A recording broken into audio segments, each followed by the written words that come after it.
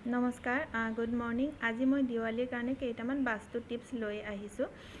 প্ৰথমতে আমি সকলোৱে জানো যে ঘৰখন খুব সুন্দৰকৈ পৰিষ্কাৰ পাতি কৰি ৰাখিব লাগে। দিৱালীৰ আগত আমি সকলোৱে কৰোঁ সেইখিনি। মেইনলি আমি মেইন দুৱাৰখন খুব সুন্দৰভাৱে পৰিষ্কাৰ কৰিব লাগে, কাৰণ মাৰ আগমন হয়, লক্ষ্মী মাৰ আগমন হয় সেই দিশে। গতিকে তাত আমি ধূপ চন্দনৰ ধূপ আদি চাকি বন্তি আদি সন্ধিয়া জ্বলোৱা হয়।